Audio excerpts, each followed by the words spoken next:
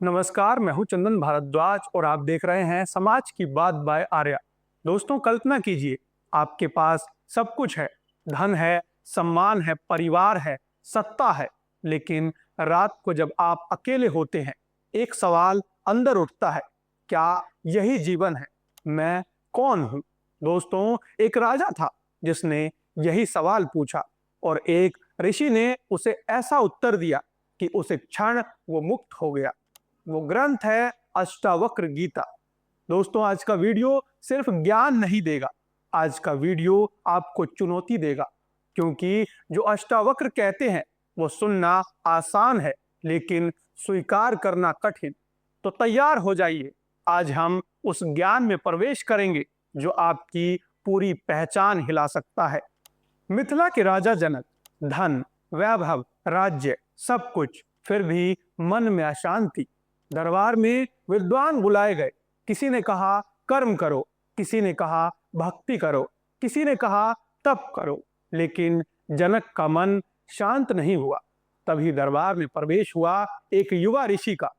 शरीर 8 जगह से टेढ़ा, लोग हंसे, लेकिन जनक ने उनकी आंखों में देखा। वहां अहंकार नहीं था, वहां ज्ञान की ज्वाला थी। जनक ने पूछा, मुक्ति कैसे मिलेगी?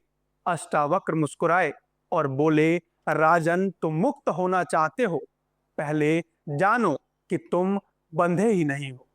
पूरा दरबार स्तब्ध। यहीं से शुरू हुआ इतिहास का सबसे साहसी संवाद। अष्टावक्र का पहला प्रहार, तुम शरीर नहीं हो, शरीर बदलता है, बचपन गया, युवावस्था जाएगी, बुढ़ापा आएगा, लेकिन जो ये सब देख रहा है, क्या वो बदल रहा है? वही तुम हो, वो साक्षी, वो शुद्ध चेतना। अगर तुम शरीर हो तो डर स्वाभाविक है, अगर तुम साक्षी हो तो डर किस बात का?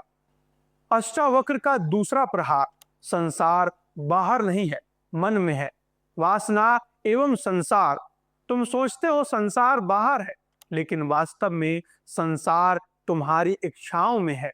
इच्छा अपेक्षा, अपेक्षा निराशा, निराशा दुख। इच्छा खत्म तो दुख खत्म। अष्टावक्र ऋषि का तीसरा प्रहार, बंधन और मोक्ष दोनों भ्रम है। न में बंधो न मोक्ष है, जो कभी बंधा ही नहीं वो मुक्त कैसे होगा? तुम्हें मुक्ति पानी नहीं है, तुम्हें बस भ्रम छोड़ना है। ऋषि का चौथा प्रहार, जीवन मुक्ति। मुक्ति मृत्यु के बाद नहीं, अभी यहीं। बाजार में रहो पर भीतर शांत रहो। जैसे आकाश, बादल आते हैं जाते हैं, लेकिन आकाश पर असर नहीं। ऋषि का पांचवा प्रहार, अद्वैत। अलगाव एक भ्रम है, तुम और ब्रह्म अलग नहीं हो।